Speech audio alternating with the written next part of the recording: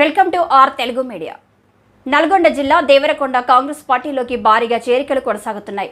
Devarakonda MLA Nenavath Balu Nayak సమక్షంలో BRS రాష్ట్ర నాయకులు కౌన్సిలర్ హనుమంతు వెంకటేష్ గౌడ్, దేవరకొండ జెడ్పీటీసీ మార్పాకుల అరుణ్ సురేష్ గౌడ్ ఆధ్వర్యంలో 1000 మంది కాంగ్రెస్ పార్టీలో చేరారు. శనివారం దేవరకొండ పట్టణంలోని ఎమ్మెల్యే బాలునాయక్ కార్యాలయం వద్ద నిర్వహించిన ఈ కార్యక్రమంలో బీఆర్ఎస్ పార్టీ నుండి వచ్చిన ఆ పార్టీ రాష్ట్ర నాయకులు వెంకటేష్ గౌడ్, దేవరకొండ జెడ్పీటీసీ అరుణ సురేష్ గౌడ్, మార్కెట్ డైరెక్టర్ బురాడ్తో పాటు కౌన్సిలర్, మాజీ సర్పంచ్లకు, నాయకులకు, కార్యకర్తలకు ఎమ్మెల్యే బాలునాయక్ కాంగ్రెస్ కండువా కప్పి పార్టీలోకి ఆహ్వానించారు.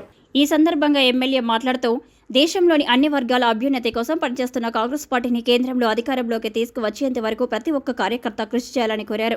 నల్గొండ పార్లమెంటు కాంగ్రెస్ పార్టీ అభ్యర్థి రఘువీర్ రెడ్డి చేయి గుర్తుపై ఓటు వేసి అత్యధిక మెజారిటీతో గెలిపించి పార్లమెంటుకు పంపాలని, రాహుల్ గాంధీని ప్రధానమంత్రి చేయడమే లక్ష్యంగా పనిచేయాలని కార్యకర్తలకు సూచించారు. రేవంత్ రెడ్డి నాయకత్వంలోని కాంగ్రెస్ ప్రభుత్వం అమలు చేస్తున్న గ్యారంటీ పథకాలకు ఆకర్షితులై కాంగ్రెస్ పార్టీలోకి వచ్చేవారని, పాత కాంగ్రెస్ పార్టీ నాయకులను, కార్యకర్తలను సమన్వయం చేసుకుంటూ దేవరకొండ నియోజకవర్గాన్ని అన్ని విధాలుగా అభివృద్ధి చేస్తారని పేర్కొన్నారు.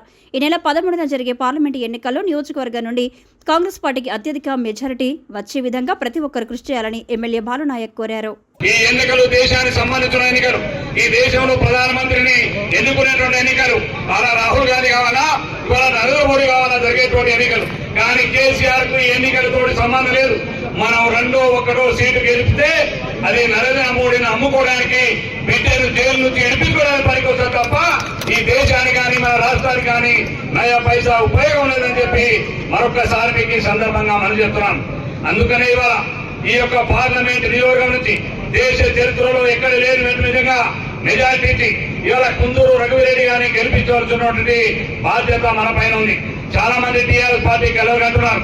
మీరు ఇంకా కేవలం 13వ తారీఖు దాకా ఓట్ల లెక్క చూడని, 4వ తారీఖు తర్వాత ఈ రాష్ట్రంలో టీఆర్ఎస్ పార్టీ కనుమరుగవుతుంది. ఈ రాష్ట్రంలో టీఆర్ఎస్ పార్టీ అనే పేరు కూడా కనబడకుండా పోయేటువంటి పరిస్థితి వచ్చింది. ఒక్క సీట్ కూడా గెలవడం ఇలా కొడుకు